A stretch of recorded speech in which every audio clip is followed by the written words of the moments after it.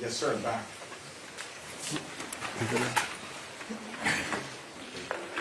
So as you've kind of highlighted tonight, the kind of center point of your campaign has been your criticisms of the former president, and kind of pointing out his character and his rhetoric and whatnot. And I think a lot of us have seen that in him going back to 2015 or before.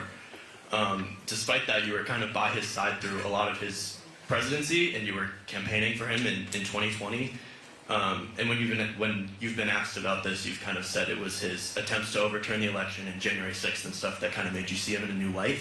But I guess my question is, what made you like turn a blind eye to that rhetoric and character through those 4 years, and what made you think he was fit to serve another term in 2020? Because of the choice.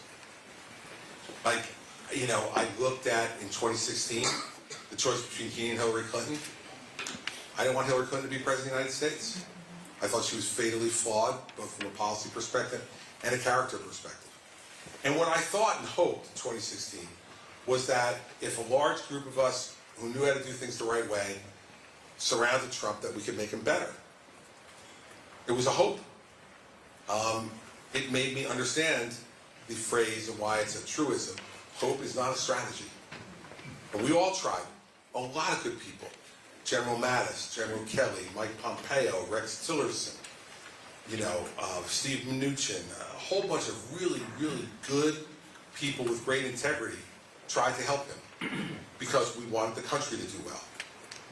And, you know, what happened in 2020, from my perspective, was we're now dealing with a guy who I didn't think was competent to hold the office, mentally competent to hold the office, in Joe Biden. And I think we've seen over the course of the last 3 years that he's challenged by the pressures and the time commitments of his job every day. But what broke it for me is what you said. It wasn't even January 6th. January 6th just renewed it even more. It was election night. You know, when he came out at 2:30 in the morning and said the election had been stolen, what I knew he couldn't possibly know if that were true or not, and that every indication we had was that it wasn't.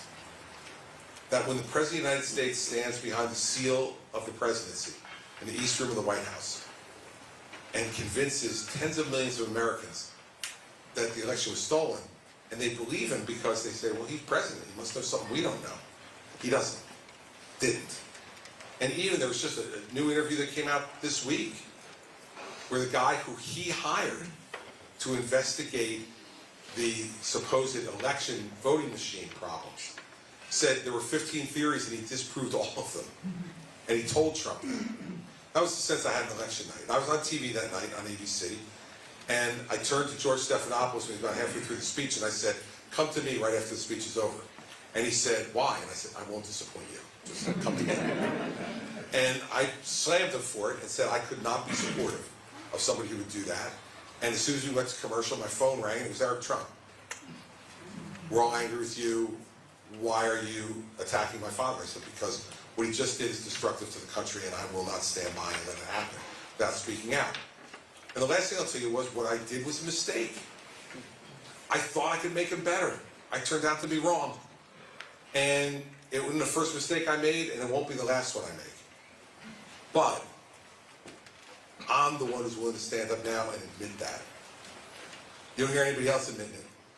For God's sake, Kevin McCarthy is like campaigning for a cabinet position and says he supports him after he knifed him in the back and let him get kicked out as speaker. Like, I don't understand these people. How many more things have to happen? So you go like, oh, okay, well, that's enough now. You know, so I admit that the judgment I made about him being able to be better turned out to be wrong. But, you know, beyond that, what I can do is say, I learn from every mistake I made, or at least I try to, and try to make myself better. And I think you have to judge somebody based upon what they've done since then. So, in the 4 years, almost 4 years since then, 3 years, I've been the most outspoken Republican laying out these things because I think it needs to be said.